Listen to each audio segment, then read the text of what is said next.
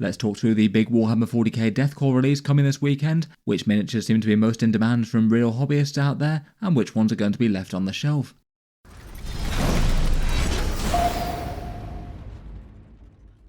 Hello and welcome back to Auspex Tactics, where today we're talking 40k releases and Deathcore, and taking one more look at the release this weekend with a few polls and data as to how people are rating the models and which ones they're wanting to add to their own collections.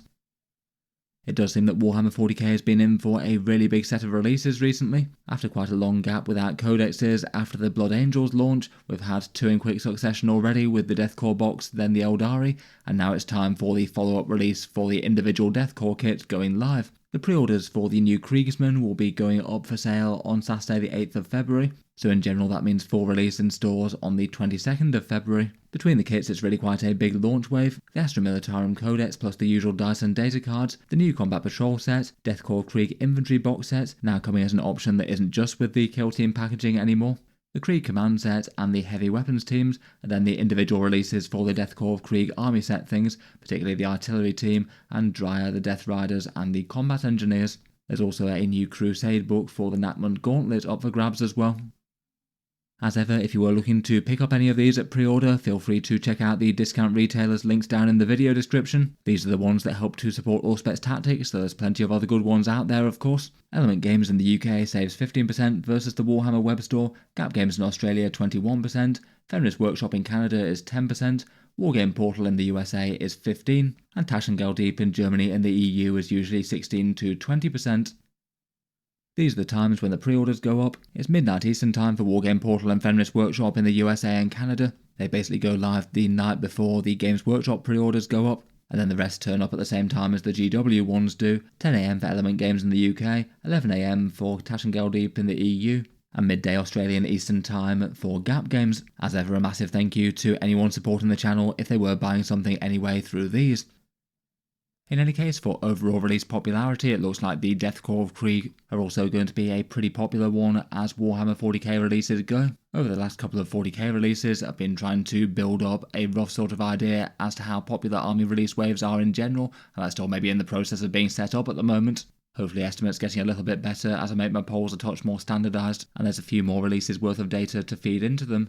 As best I can tell though, the Krieg release wave looks like it's a fairly similar popularity release to the Eldari. For some of the more popular items in the launch, maybe around about 9% of the general hobby base picking it up, trying to equate for the distance between people who actually want to pick up the models at launch, and it does look like less people wind up buying than say they will normally. Overall, I feel like we know that there's at least fairly good demand for these guys, just given how well the Deathcore Krieg army set sold, and there have been a lot of people waiting for Kriegsman in plastic. Not really too surprising that this one's looking like a fairly big one for Games Workshop. In any case, I'll hopefully continue to refine this a bit for future 40k releases to maybe get the figures a bit more accurate. Otherwise though, beyond broad popularity of the release, which does look like it's one of the bigger ones as Warhammer 40k goes, let's go through the individual kits, their prices and in-game rules, and how popular they're looking as items to pick up this weekend. I thought we could go through in order of the latter, starting with the least popular stuff and moving up towards the most. First up we have the Deathcore Frontline Commander and Lord Marshal Dreir. He is $60 or £37, so a bit on the pricey side as characters go in my opinion. He's more than the Space Marine Chaplain on bike and only a tiny bit less than Lord Solar Leontus. It looks like he's least in demand at the moment, with just 1.5% of respondees saying that they wanted to pick him up. I guess the vast majority of people who wanted a copy of him have one from the Deathcore launch box set or people reselling from that. On top of that, a lot of the people reselling have been selling at a lower cost than this price, which does seem surprisingly high, and his rules being kind of terrible in game probably aren't really the biggest selling point right now either, at least at his current points cost. In general though, people had no real complaints about his miniature though. It was rated as one of the coolest with quite an awesome pose.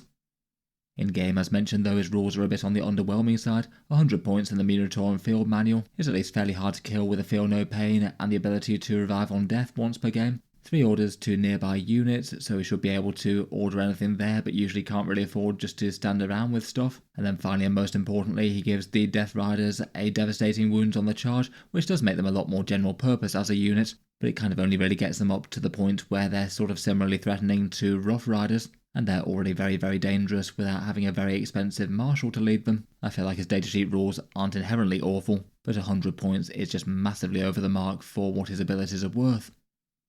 Next up, and the second least popular, are the Death Riders of Krieg. They're the same price as the Rough Riders at $62, £40 or €51.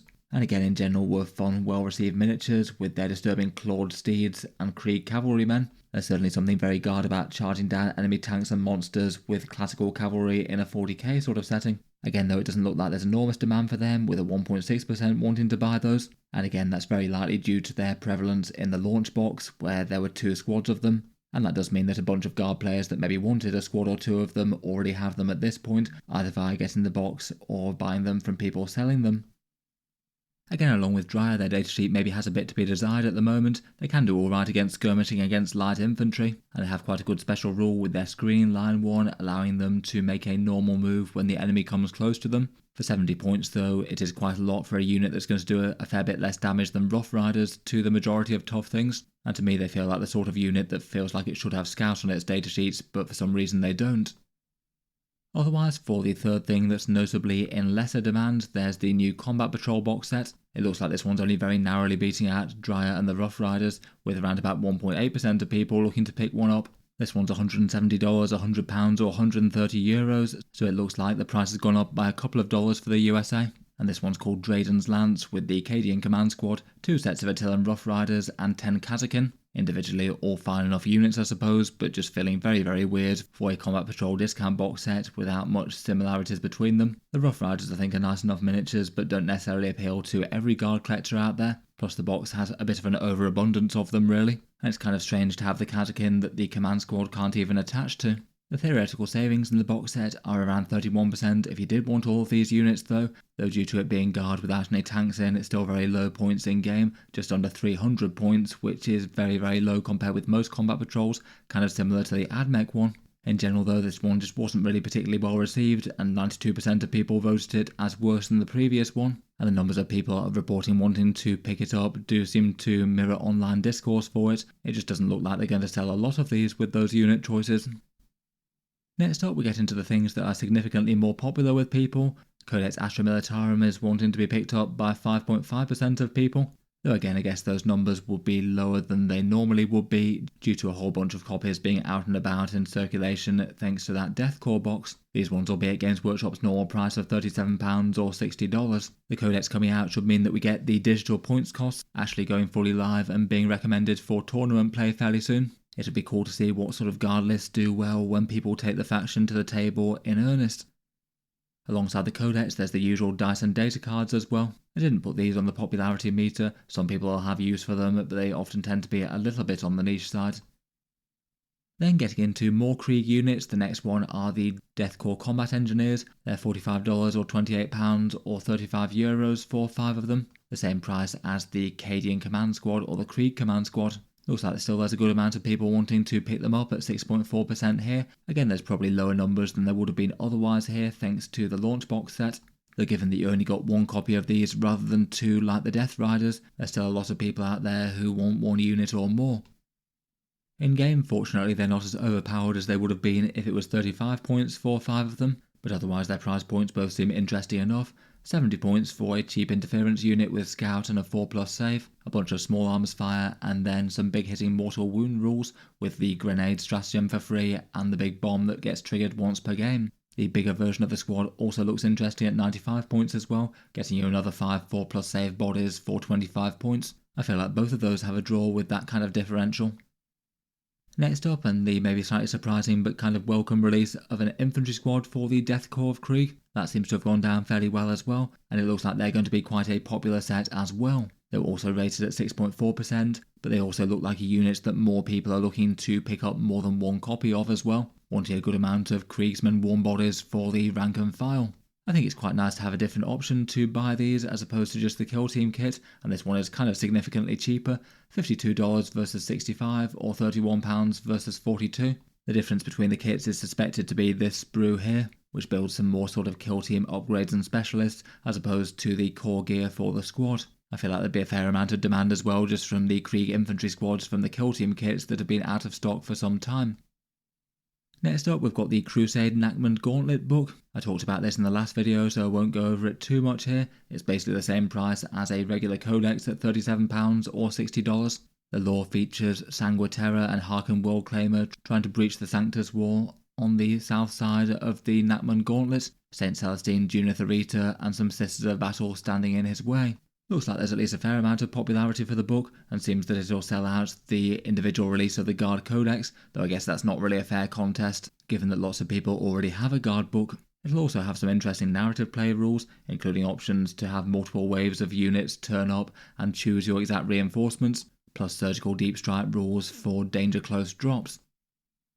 Next up, and seeming to be the most popular thing that came out in the big box set, is the artillery team. This one's £40, $62 or €51, a similar price to what I was predicting really. Kind of similar-ish to the Guard Chimera. Looks like 8.4% of people wanted to pick one of these up, and I feel like there's a fair amount of interest. Maybe in particular these ones could be adapted to non-Krieg uses as well. A few head swaps or crewman swaps and you could have a good Cadian or Caschan artillery battery here, and does feel like a model that some people might want to have in multiples for a great big dangerous siege cannon battery or similar.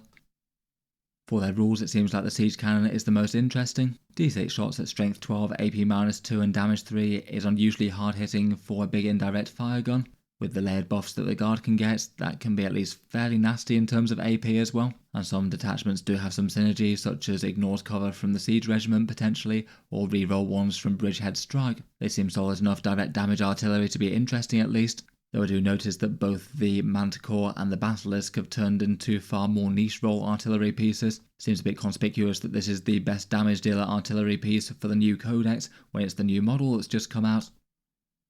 For our top two units though, it does indeed seem to be the new Krieg ones. The Krieg heavy weapon teams are $52 or £31, so similar to the Cadian heavy weapon teams there. These guys get single crewman heavy weapon emplacements with some nice wheels to drag them about. And compared with the Cadian and Caschan ones, they get a slightly slimmed down choice of weapons, las cannons, twin heavy stubbers or Krieg heavy flamers, which do have a rather punchy strength 5 and damage 2 profile. They seem quite nice for threatening the midboard, where they could clear out an infantry squad, potentially fire again in Overwatch and then fire even again on Fire on Death with the fire coordinator. They're somewhat pricey at 75 points and really quite fragile, but they could certainly be pretty nasty to stop an advance. Looks like for popularity they're 8.6%, so kind of similar to the artillery team.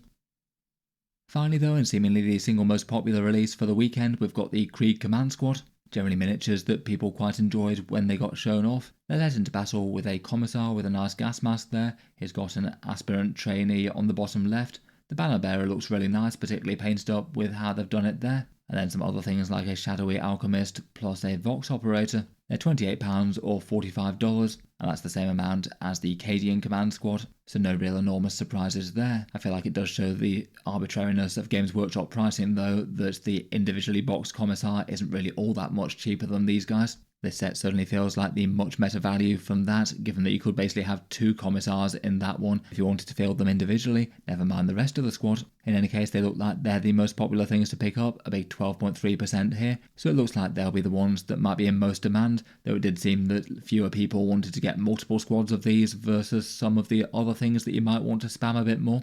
So I guess it's possible they might not be crazy ahead in raw sales numbers.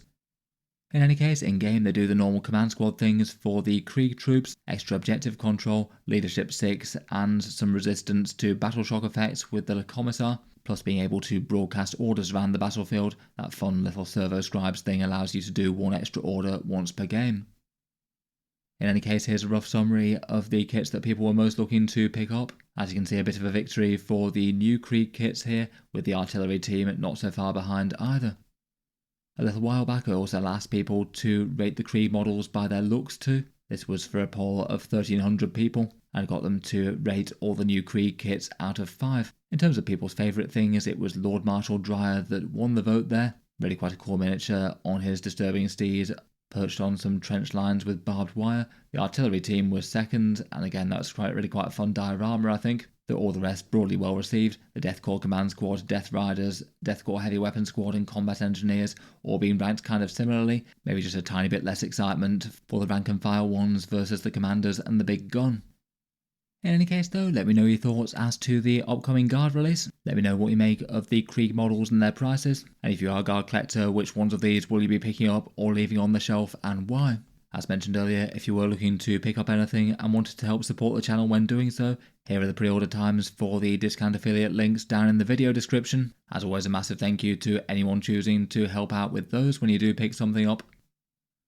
In any case though, I'll leave that one there for now. Feel free to subscribe to Auspex Tactics if you'd like to see more like this. I'll certainly keep the regular 40k videos coming, with new ones out just about every day. Finally, if you have been enjoying all the videos on the channel, I would just like to mention that Auspex Tactics does have a Patreon page as well, and you can find that linked in the video description if you'd like to help support and keep these coming. Channel patrons get a few advantages, including seeing occasional videos early, votes to see what sort of things come next on the channel, and automatic entry into the regular prize giveaways with a chance to win some big model kits each month. If any of that sounds good to you, or you'd just like to help support, the link is down in the video description. In any case, a massive thank you for listening, and I'll hope to see you guys next time.